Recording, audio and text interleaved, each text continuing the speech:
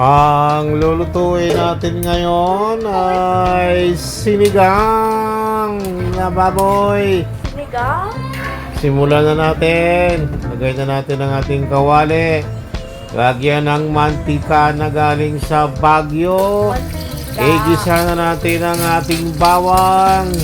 Pero bawang. Ilagay ang sibuyas sa ating mekos. Ilagay na natin ang ating pork.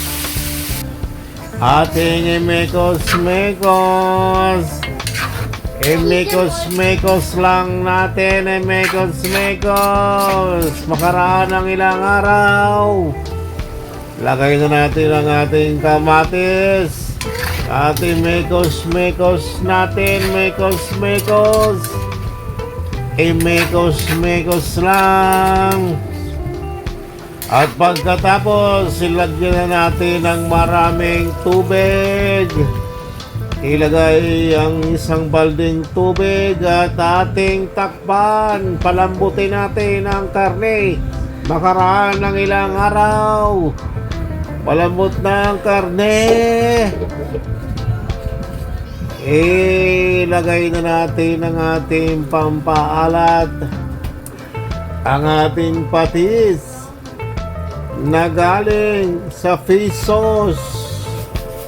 Ilagay na natin ang ating MSG at ang ating paminta na galing sa pamin. Ilagay na natin ang ating gulay, talong, okra at labanos at ating mekos.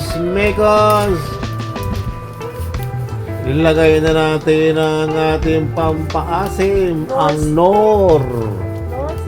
Sinigang sa sampalok. Original flavor. At ating mekos lang at ating takpan, pakuluin. Makaraan lang ilang buwan. Kumulo na. Ilagay na natin ang ating kangkong. Kangkong at ating mekos lang natin ang ating kangkong.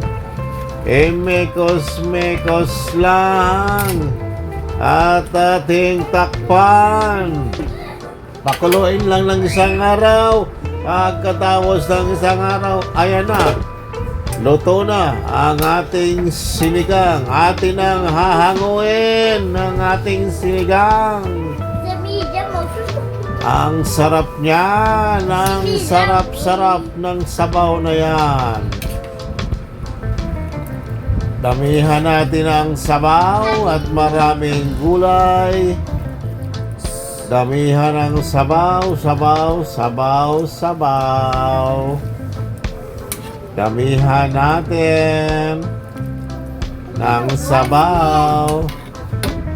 Ayan na po ang ating finished product.